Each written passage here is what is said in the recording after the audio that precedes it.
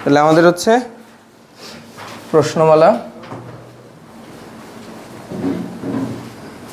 10.2 ইন্টিগ্রেশনের এটাতে আমরা দুইভাবে শিখবো। আমি বলছিলাম যে ধরে কিভাবে করে আর না ধরে কিভাবে সরাসরি করা যায়, দুইটাই শিখবো।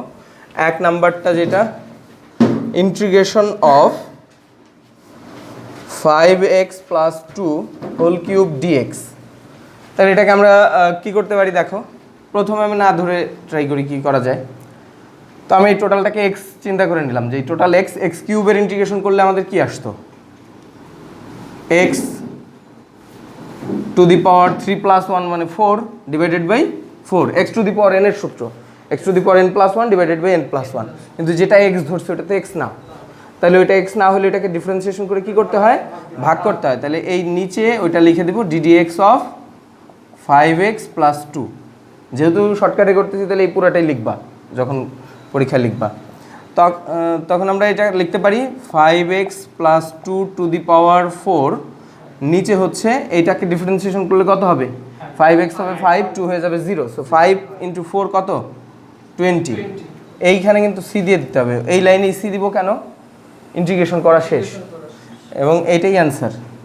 তো আমরা যদি এইটার অন্য পদ্ধতি কোনটা সেটা দেখি, তাহলে অর দিয়ে আমি অন্য পদ্ধতিটা দেখাবো। তো এইখানে যেটা ধরে নিয়ে যেভাবে করে,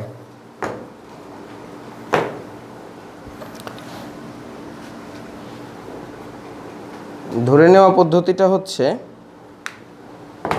এটা সরাই রাখো তো। এটা হচ্ছে ধরে নিতে হলে z = আমরা ধরে নিব z হচ্ছে 5x + 2। যদি আমি এটাকে z ধরি তাহলে কি আসতেছে দেখো, উভয় পক্ষকে আমরা z এর সাপেক্ষে ডিফারেন্সিয়েশন করব, dz/dx = কি আসে, 5 আসে। জাস্ট কথা কি বুঝতেছো? এখান থেকে আমরা কি করতে চাই, আমরা এই জায়গায় পুরো z এর মানটা বসাই দেবো, এইটার মান z বসাবো। তাহলে আর চলক কত, তাহলে সম্পূর্ণ z বানাতে হবে। তাহলে সেখানে আমার dx এর মান লাগবে, dx = তাহলে আমি লিখতে পারি কি, dz/5 বা dz/5। তো এটা যদি আমি লিখতে পারি, এরপরে আমি এখন মান বসাই দেবো ইন্টিগ্রেশনের যেই এটার মান ছিল কত, পুরো অঙ্কটা আগে উঠাবা, 5x + 2 to the power whole cube into dx। এটাকে এখন আমরা লিখতে পারি, এটা হচ্ছে z3। কথা বোঝা যায়? এটাকে আমি z ধরছি, সো z3। আর এটার মান কত, dx এর মান dz/5। তাহলে 1/5 বাইরে বের করে নিয়ে গেলাম। 1/5 যদি আমি বাইরে বের করি তাহলে ইন্টিগ্রেশন অফ z3 dz, এটাকে ইন্টিগ্রেশন করলে কত হবে বলো, z⁴ ডিভাইডেড বাই 4। আলটিমেটলি কিন্তু রেজাল্ট সেটাই আসতেছে। দেখো 4 আর 5 গুণ হলে 20, 1/20। এরপরে আমাদের কত আসে, z এর মান বসাইলে হচ্ছে z এর মান হচ্ছে 5x + 2 to the power 4 plus c. ওয়ালাইকুম আসসালাম। তাহলে দেখো এটাতে কি বোঝা যায় যে একই অ্যান্সার আসতেছে, দুই পদ্ধতিতে একই অ্যান্সার আসছে। সো এইভাবে ধরে নিয়ে করলেও যা আসে ওটা সরাসরি করলেও একই অ্যান্সার আসবে। এরপরের অঙ্কটা দেখো, তাহলে দ্বিতীয়টা এখন আমি একটু দ্রুত করে দেবো। এটা 2 - 7x টু দি পাওয়ার হচ্ছে 4 dx। তাহলে আমি এটাকে সরাসরি নিয়মে যদি করি তাহলে কত আসে, আমাদের এটা সরাসরি নিয়মে আসতেছে হচ্ছে 2 - 7x to the power 5 divided by 5 into হচ্ছে -7। কারণ এই 2x - 7কে ডিফারেন্সিয়েশন করলে -7 আসে, সেটা দিয়ে সরাসরি গুণ করে দিছি, প্লাস সি। তাহলে এই জায়গায় আসতেছে আমাদের 2 - 7x টু দি পাওয়ার 5 আর হচ্ছে -35 ডিভাইডেড বাই, তো মাইনাসটাকে সামনে দিয়ে দিতে পারো, প্লাস সি দিয়ে অ্যান্সার এটাই।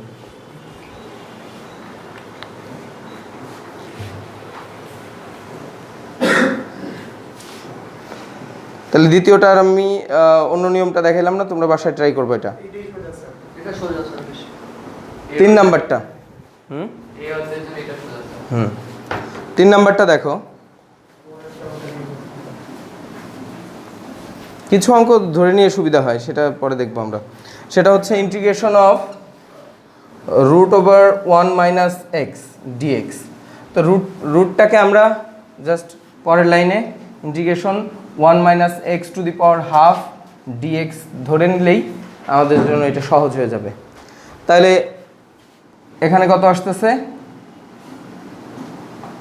1 - x⁻³ কেন হাফ প্লাস 1 ভেঙেই দেখাই এক line half plus 1 divided by half plus 1 plus C.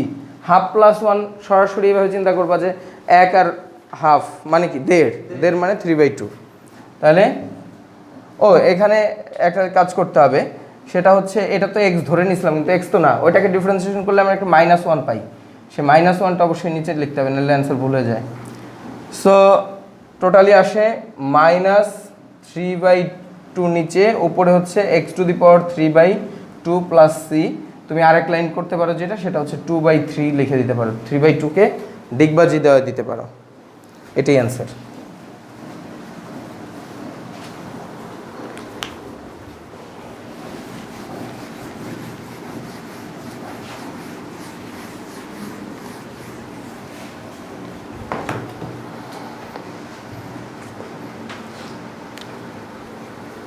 এরপরে আছে যেটা, সেটা দেখো 4 নাম্বারটা, integration of dx divided by 2 - 3x।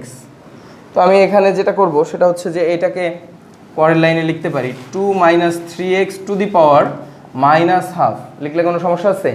Root মানে হাফ, সেটা নিচে ছিল, উপরে নিয়ে সূচকের নিয়মে -½ লিখছি dx। তাহলে এই জায়গায় আমরা এটাকে ইন্টিগ্রেশন করলে কি লিখতে পারি 2 - 3x⁻² plus 1 divided by -½ plus 1। কিন্তু এই 2 - 3x-কে x ধরে নেওয়া হয়েছিল, এটাকে ডিফারেন্সিয়েশন করে এর সাথে গুণ করে দাও ddx অফ 2 - 3x। এইখানে সি লিখতে হবে কারণ ইন্টিগ্রেশন শেষ।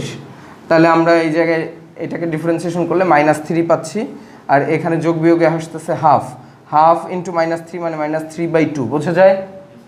আর উপরে 2 - 3x⁻², এটাকে সাজায় যেভাবে লেখে সেটা এরপরের লাইনে এইভাবে লিখে দিতে পারো -2/3 রুট ওভার 2 - 3x। কথা বোঝা যাচ্ছে? এটাকে উল্টাই দিছি, আর এই হাফ মানে রুট সেটা ইমপ্লাই করে দিছি প্লাস সি, এটাই অ্যান্সার।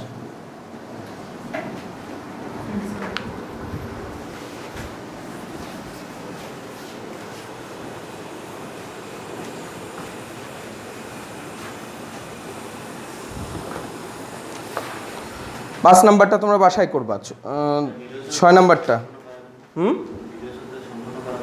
বুঝি না তো বাসায় করবা, এটা সব করে কি হবে। 4 নাম্বার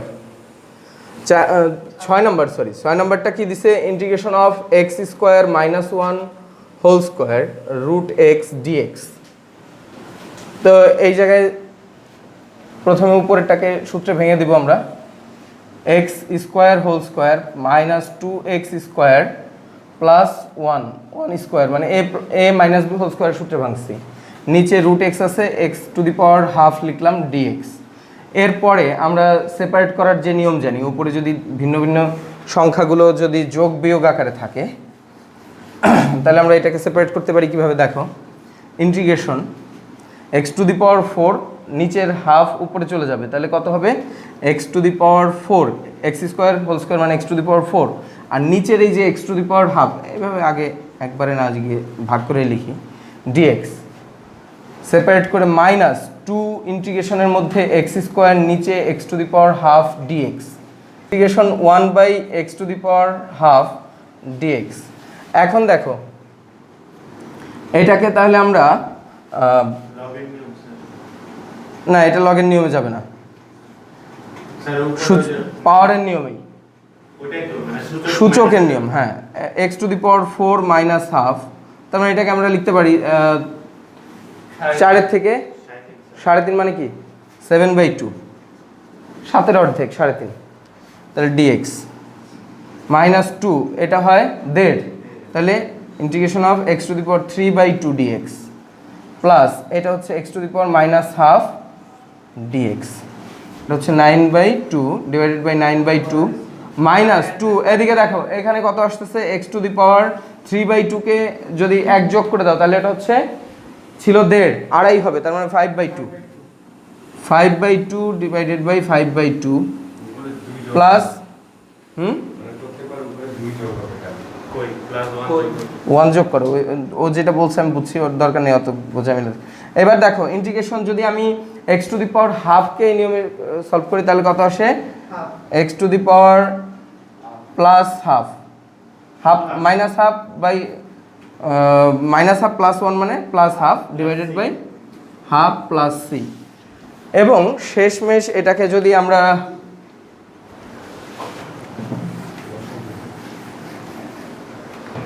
সবগুলো উল্টায় দিব তাহলে কেমনে, এটা পাওয়ার একটা হচ্ছে সহগ, কেমনে বলো এটা, তাহলে এটা হচ্ছে 2/9, এদিকে দেখো 2/9 x⁻৯/2 মাইনাস এটা উল্টে যায় 4/5 x⁵/2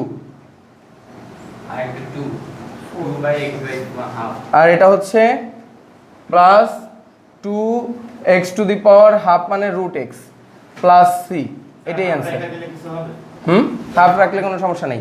ও যেটা বলছিল দেখো এই নিয়মে আমরা যদি করতাম, দেখো x⁻⁻½ ছিল ইন্টিগ্রেশনের মধ্যে dx, তো আমরা এটাকে বলতে পারি যে1/x⁻⁻ কত √x, মানে 1/√x, এটা বলা যায় কিনা এটাকে।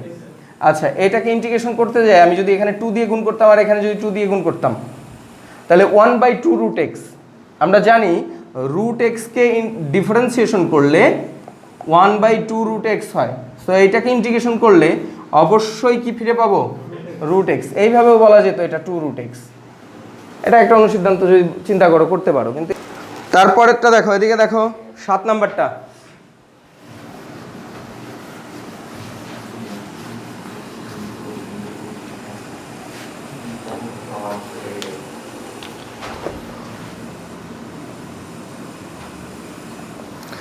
নাম্বারটাতে কি বলতেছে, ইন্টিগ্রেশনের মধ্যে আছে হচ্ছে √1 - 2x, sorry sin 2x, 1 - sin 2x, ওপরে আছে হচ্ছে cos 2x dx। 1 - sin 2x এটাকে আমরা ইচ্ছা করলে ভাঙাইতে পারি এইভাবে, দেখো এটাকে দুইটা নিয়মে করাবো, এখন দুইটা নিয়মের দুই রকম অ্যান্সার আসবে। এবং এই জিনিসটা তোমাদের মাথায় থাকা দরকার যে ইন্টিগ্রেশন ডিফারেন্সিয়েশনের অঙ্কে যদি রেজাল্ট, আলটিমেট রেজাল্ট কিছুটা পার্থক্য হয় কোনো সমস্যা নাই, এবং সেই সমস্যাটা নাই কেন সেটারও ব্যাখ্যা করবো আমি এই অঙ্কটার শেষে। এই জন্য এই অঙ্কটা খুব গুরুত্বের সাথে দেখবা, কারণ এই জিনিসটা আমি দেখছি বেশিরভাগ স্টুডেন্টকে খুব বিরক্তিতে ফেলে, কি যে কলেজে করাইছে একটা রেজাল্ট আসছে, সে বাসার স্যারের কাছে করছে এক রেজাল্ট আসছে, কোচিংয়ে করছে আরেক রেজাল্ট আসছে। তো ব্যাপারটা কি, ব্যাপারটা প্রত্যেকটা রেজাল্টই হয়তো বা সঠিক, কী কারণে সঠিক হয়তো বা না, যেহেতু স্যাররা করাচ্ছে এটা সঠিক। কী কারণে হচ্ছে যে একজন এক অ্যাপ্রোচে যাচ্ছে, যে এই অ্যাপ্রোচে ভিন্ন অ্যান্সার আসতেছে, কিন্তু ওই অ্যান্সারকে যদি তুমি মান বসাও, এক্স্যাক্ট মান বসাও, মান বসালে প্রত্যেকটার রেজাল্ট কি আসবে, সেম আসবে। দেখি আমরা আগে করে দেখি, এটাকে আমরা দুইটা অ্যাপ্রোচে আমি দেখাবো। সেটা হচ্ছে এইটাকে যদি আমি এইভাবে ভাঙাই যে 1 = আমরা লিখতে পারি sin square x plus cos square x minus 2 sin x cos x, sin 2x এর ফর্মুলা, তাই তো। এবার উপরেরটা cos 2x, cos 2x এর একটা ফর্মুলা হচ্ছে cos square x minus sin square x dx ছিল, সেটা লিখে রাখলাম। এখন এই দুইটা সূত্র কোথা থেকে আসে সেটাও একটু দেখাই দিই, যারা ত্রিকোণমিতি আমার কাছে করো নাই বা ভুলে গেছো তাদের জন্য এটা দরকার। এই মুখস্থ সূত্র আমি পছন্দ করি না, সূত্র কিভাবে আসছে সেটা দেখো। 1 নাম্বার কথা হচ্ছে আমরা জানি sin a + b, সূত্র কি বলো তো কেউ একজন আমাকে, sin a cos b, এটার প্রমাণ আমি দেখাইছিলাম, plus cos a sin b, okay. আর cos a + b এর সূত্র আমাকে বলো, cos a cos b minus sin a sin b। এটা মনে রাখার একটা কৌশল হচ্ছে sin a মিক্স হয়, cos a মিক্স হয় না, মনে রাখার কৌশল। sin a মিক্স হয়, cos a মিক্স হয় না। সাইনে প্লাস প্লাসই থাকে, কজে প্লাস হয়ে যায় মাইনাস, এইভাবে মনে রাখতে বলছিলাম। তো যাই হোক, এখন দেখো এই দুইটা সূত্র কিভাবে আসলো। এই দুইটা সূত্রের অনুসিদ্ধান্ত হচ্ছে আমরা এই দুইটা সূত্র লিখছি। সেটা কি? সাইন এ প্লাস বি মানে কি, আমি যদি এ প্লাস এ লিখতাম তাহলে কি হইতো? সাইন টু এ হইতো না এটা? তাহলে দেখো তো এই জায়গায়ও কি হইতো? Sine A cos A plus cos A sine A. তাহলে দেখো তো এখানে sine A cos A sine A, তার মানে একই জিনিস না? ওই আছে কয়টা? দুইটা সাইন এ কজ এ আছে। এটাকেই আমরা বলি সাইন টু এর ফর্মুলা। কথা কি বুঝছো? এইটা হচ্ছে সূত্র। এটা সূত্র থেকে আলাদা আরেকটা সূত্র তৈরি করে নেওয়া। সূত্র থেকে যেই সিদ্ধান্ত আসে, সূত্র হচ্ছে একটা বড় সিদ্ধান্ত, তো সেটার থেকে যেই ছোট ছোট সিদ্ধান্ত আসে সেটাকে আমরা বলি অনুসিদ্ধান্ত। এবার আসো এইখানে কি ঘটনা ঘটে। এইখানে ঘটনাটা হচ্ছে একই, কজ এ প্লাস এ লেখো, তাহলে এটা cos A minus sine A sine A, তাহলে কি হয়েছে? Cos square A minus sine square A. তাহলে কজ টু এর এইটা একটা ফর্মুলা, এইটা আমরা এখানে ইউজ করছি, বোঝা গেছে? আমরা এইটাকে এই জায়গায় ইউজ করছি, কজ স্কোয়ারে মাইনাস সাইন স্কোয়ারে। এখন তোমরা একটু আগে আরেকটা সূত্র বলে ফেলছো, এখন সূত্রগুলো কোত্থেকে আসছে এটা বলা দরকার। দেখো এইটারই আরেকটা সূত্র আমরা লিখি, 1 মাইনাস 2 কজ স্কোয়ার বা 2 সাইন স্কোয়ার। কীভাবে আসলো? আমরা কজ স্কোয়ার ইকুয়াল টু কি জানি? 1 মাইনাস সাইন স্কোয়ারে মাইনাস সাইন স্কোয়ারে, জানি কি না? এই যে কজ স্কোয়ার একে আমরা ওই যে কজ স্কোয়ারে প্লাস সাইন স্কোয়ারে ইকুয়াল টু 1, সেই সিদ্ধান্ত থেকে আমরা লিখতেছি কি 1 মাইনাস সাইন স্কোয়ারে। তাহলে আলটিমেট কত লেখা যায়? 1 মাইনাস 2 সাইন স্কোয়ার এ। এটা আরেকটা সূত্র, কজ টু এর আরেকটা সূত্র। এখন সেম কাজ যদি আমি কজকে চেঞ্জ না করে সাইনকে করতাম তাহলে কি হইতো? Cos two A equal to হইতো 1 মাইনাস মানে 1, এটা কজ স্কোয়ারেই রেখে দিলাম, মাইনাস 1 মাইনাস মাইনাসে প্লাস কজ স্কোয়ারে, তাহলে এটা হয়ে যেত 2 cos square A minus 1 equal to cos two A. এটাও আরেকটা সূত্র, এটাও আমরা অনেক জায়গায় কাজে লাগাই। কথা কি বুঝছো?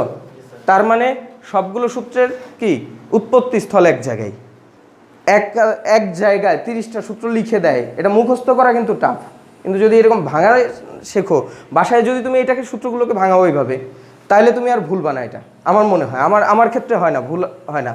এখন যেটা হয়, সূত্র কিন্তু এই একটাই, এখানে সূত্র মাত্র একটা। এই সূত্রের কয়টা রূপ আছে? 1 2 3 4টা রূপ আছে। এটা হচ্ছে ওই যে সেই ব্যাটলফিল্ডের মতো, যখন আগে যুদ্ধ হইতো তখন কি করতো, এদিকে খেয়াল করো, আগে যখন যুদ্ধ হইতো ঢাল তরোয়াল দিয়ে যুদ্ধ হইতো, তখন কি করতো?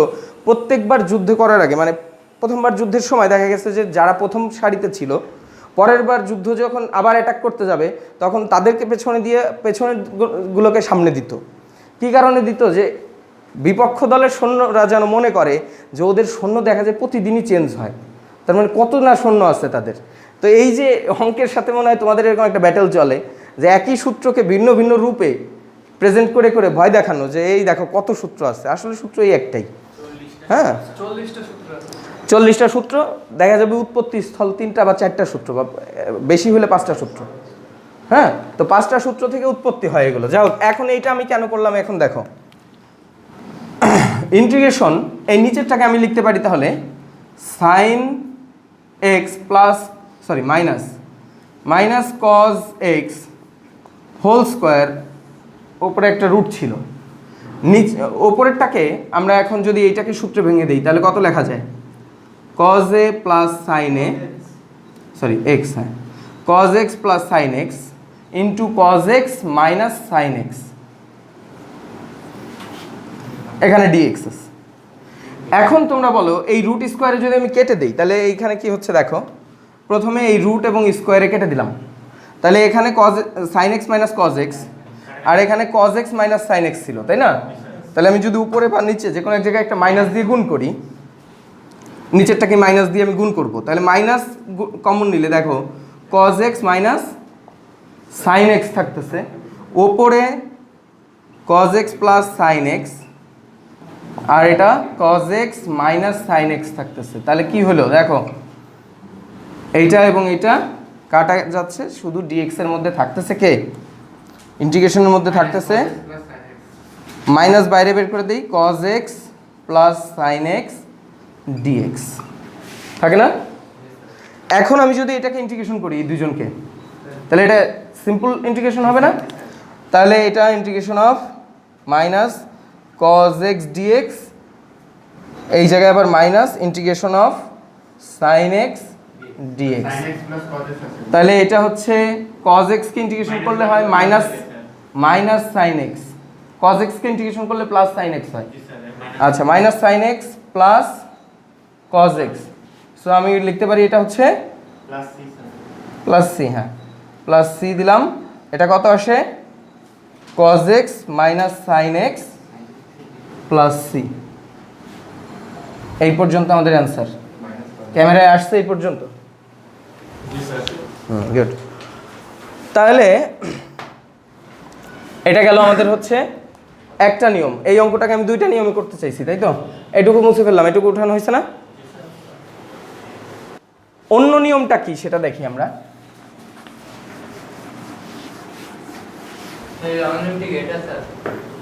কোনটা? এইটাই হবে। তাহলে দেখো, এটা অন্য নিয়মে। তাহলে এটা হচ্ছে এরকম, দেখো ইন্টিগ্রেশন এখানে আছে কি cos 2x dx root over 1 minus sine 2x, টোটালটার উপরে না dx তো দিছি একবার। এখন দেখো এই অঙ্কটা আরেকটা নিয়ম হচ্ছে ধরে নেওয়াটা, let z equal to 1 minus sine 2x ধরে নিলাম। তাহলে এটাকে ডিফারেন্সিয়েশন করো, dz ওভার dx 0 মাইনাস কি হয়ে যায় cos 2x হয়, কিন্তু আরেকটা 2 হবে। 2x কে আবার ডিফারেন্সিয়েশন করে 2 চেইন রুলের মাধ্যমে। তাহলে এখন আমরা এই জায়গায় dz বাই 2 লিখতে পারি minus dz by 2 equal to হচ্ছে cos 2x dx লেখা যায়। দেখো আমরা কেন এটাকে ধরছিলাম সেটার একটু যুক্তিটা বলে দিই। এমনটাকে ধরতে হবে যেন আমি অন্যটাকে পাই। অন্য আরেকভাবে বলে যে যেটা রুটের মধ্যে থাকে সাধারণত ওইটাকে ধরাটা বেটার। সো রুটের মধ্যে এটা আছে, এটার জন্য এটা বেটার। আর দ্বিতীয়ত হচ্ছে এটাকে ডিফারেন্সিয়েশন করলে আমি এই ওপরেরটা পাচ্ছি। এখন আমি রুট সহ ধরলাম না কেন, কারণ রুট সহ যেটা টোটালটাকে যদি ধরতাম তাহলে ডিফারেন্সিয়েশন করলে cos 2x dx আসতো না। এই জিনিসগুলোর দিকে খেয়াল রাখতে হবে যে যেটাকে ডিফারেন্সিয়েশন করলে অন্যটা পাবো সেটা। তাহলে এখন আমরা মান বসাচ্ছি। দেখো মান বসাইলে cos 2x dx equal to কি মাইনাস dz, আর এখানে হাফ বাইরে বের করে দিলাম। কোনো সমস্যা আছে? কোন জায়গায় দেখা যাক। এরপরে দেখো এইটার মান কত, এটা হচ্ছে z, তাহলে এটা হচ্ছে রুট z আসতেছে, রুট z উপরে হচ্ছে কি জাস্ট dz। এই 2টাকে যদি আমি ভেতরে নিয়ে আসি তাহলে কিন্তু ওই যে আমাদের ওই ফর্মুলায় চলে আসতেছে 1/2 রুট z। 1/2 রুট z কে ইন্টিগ্রেশন করলে কি হওয়ার কথা রুট z। তাহলে এটা হচ্ছে minus root z equal two,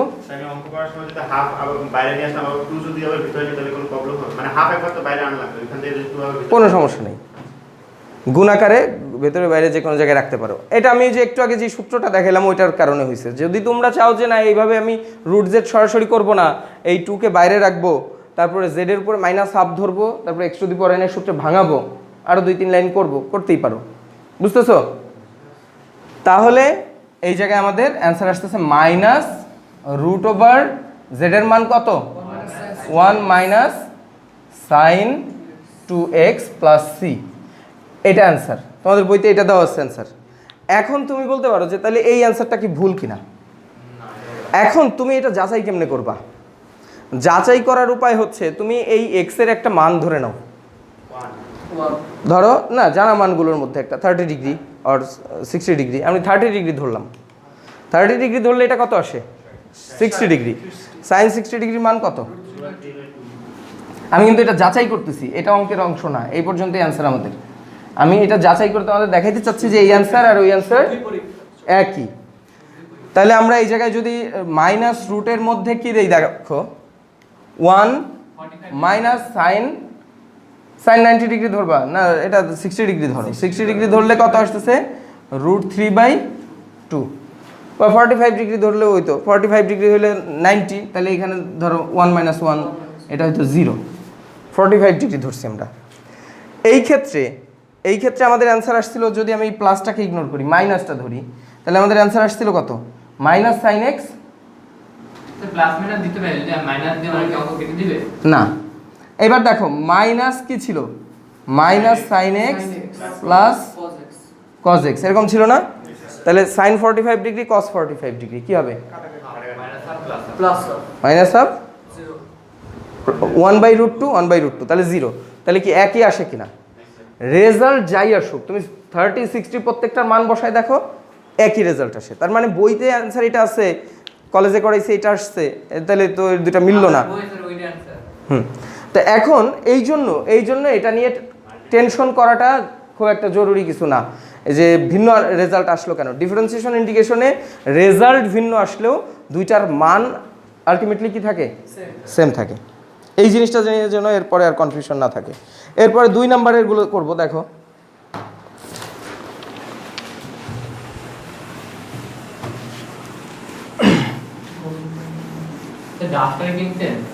তুমি তো আনলে না, তাহলে কি করবো বলো?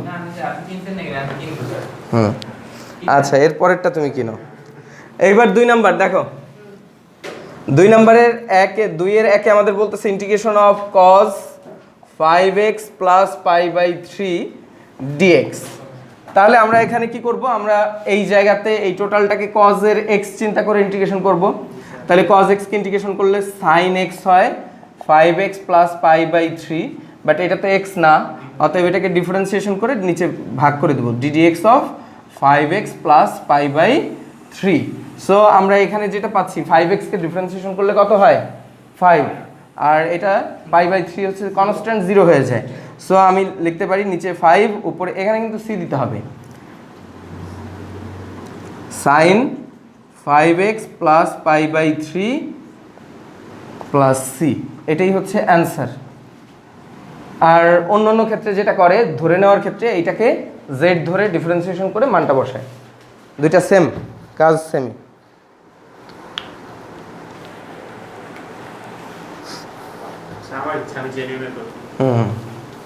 স্যারেরও ইচ্ছা, নাম্বার যেটা খুশি দিবে। না হবে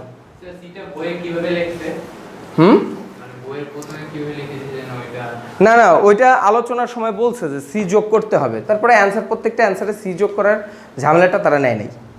কথা বুঝছো? তারে টান না লাগে। হ্যাঁ, সেটা যদি তুমি এখন পণ্ডিতি করতে চাও করো, কোনো সমস্যা নেই। হ্যাঁ, না আমাদের এক স্যার হচ্ছে ব্যাচে পড়াইতো, ব্যাচে পড়ানোর সময় ওই সেম লাইন রিপিট হয় না, দেখা যায় যে রিপিট হচ্ছে, অল্প একটু চেঞ্জ আসছে, অধিকাংশ জায়গায় রিপিট, ওই জায়গায় স্যার ডু লিখে দিত। এখন ডু লিখে দেওয়ার মানে হচ্ছে স্যার নির্দেশ করতো স্টুডেন্টদের যে তোমরা এটা বাসায় করে নিবা। এখন আমার এক ফ্রেন্ড যেটা করছে, সে পরীক্ষার খাতায়ও ওই ডু লিখে গেছে, এবং ওই সাবজেক্টের টিচার, স্কুলের টিচারও ছিল ওই স্যার। এখন সে নাম্বার দেয়নি, এখন সে নিয়ে গেছে, স্যার আপনি করাইছেন ডু লিখলে হয়, আপনি এখন ডুতে কাইটা দিচ্ছেন। তা স্যার বলতেছে যে আমি তোমাকে অর্ডার করছি, তুমি আমাকে অর্ডার করতে পারো যে এটা করে নাও? এটা স্যাররা অর্ডার করতে পারে। আচ্ছা, এইবার দেখো, এই জন্য স্যাররা এটা করলেও তোমার করার অপশন নাই। এইবার দেখো